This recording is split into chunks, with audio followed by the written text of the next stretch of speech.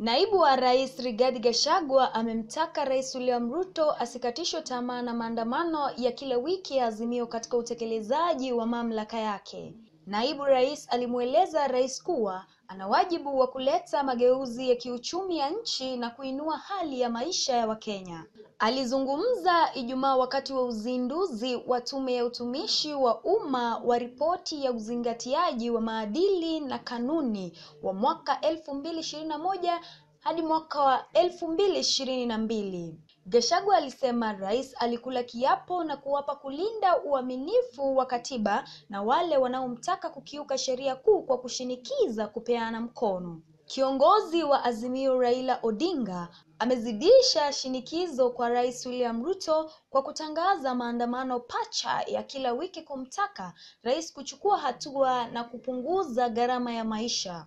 Pia ametaka mchakato wa kuunda upya tume huru ya uchaguzi na mipaka kusitishwa na kuanza upya, akimshutumu Ruto kwa kujaribu kuchukua nafasi ya nyadhifa zilizokuwa wazi peke yake. Raila pia anataka data katika seva za IEBC ziwekwe hadharani ili kubaini matokeo ya uchaguzi wa urais wa Agosti 9 ambao anasisitiza kuwa alishinda kwa kura milioni 8.1 dhidi ya milioni 6.9 za Ruto.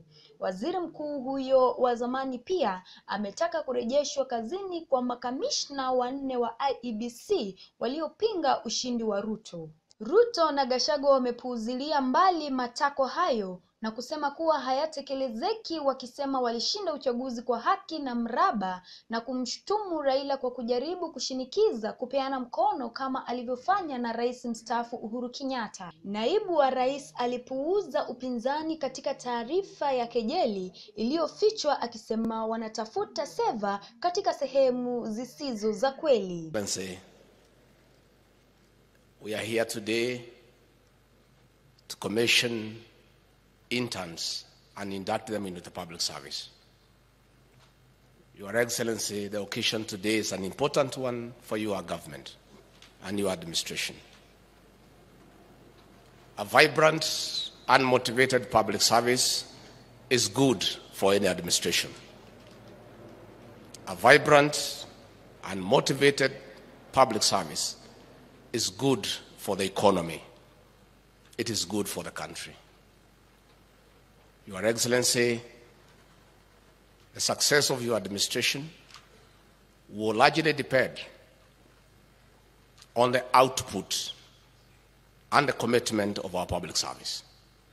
Because though you have an elaborate policy in your manifesto, the implementation of those policies to become a gain for the people of Kenya will be implemented by the public service.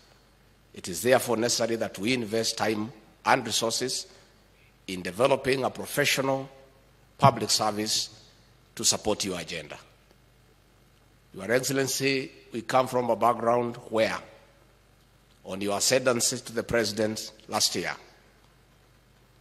we found a demoralized public service. Your Excellency, in the last 7 months, through Felix Koskei, the head of public service, a deliberate program to motivate the public service has been put into place. And I want to assure our public service that the President is committed to having a professional and motivated public service so that we can expedite on service delivery. Your Excellency, in the last 10 years before you acceded to the presidency, I interact with many public officials because I was one of them, and many senior public officials were in my detail. The chairman of the Public Service Commission here, Ambassador Muchiri, was with me in paramilitary training in 1990. He was a bit lazy with the pistol, but he was good with the rifle. And we used to interact with these people those 10 years. And Your Excellency, the public service took a serious beating in terms of image. The previous administration let loose officers from the DCI to harass public servants by arresting them and extorting money from them. And it reached a point where it was becoming like a crime to be a public servant. And public servants were very demoralized because they were demonized as bad people. And Your Excellency, since you came to office, that has come to an end. The public servants have been dignified. They have been given an opportunity to serve. I want to ask all public officials to take advantage of the new dispensation by working with the commitment and agreeing to support investment. Previously, public officials would be a hindrance to ease of doing business through bureaucracy and red tape. We want to ask our public servants to make it easy for Kenyans to do business, to encourage business people, to encourage entrepreneurs, to process their licenses and whatever else they need from your offices so that they can create business and enhance investment in this country. So, Rais wetu, as we commission 3,900 young people here today to come and serve this country, our brothers yesterday were commissioning a larger group of young people to throw stones and create chaos in the city. And Kenyans must start, and you the media, because you are here today, we hope today you will give us equal airtime as we inaugurate these young people to something useful and gainful.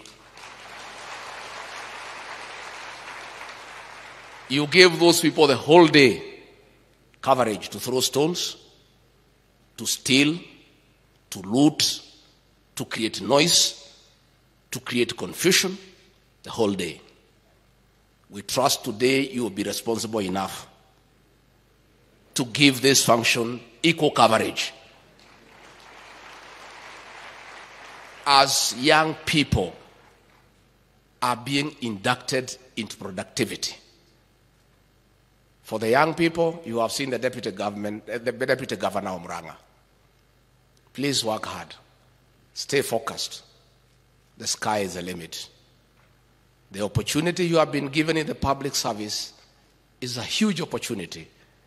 The public service is an institution of opportunities and learning. This is a good beginning. Seize the opportunity and learn and focus. And one day,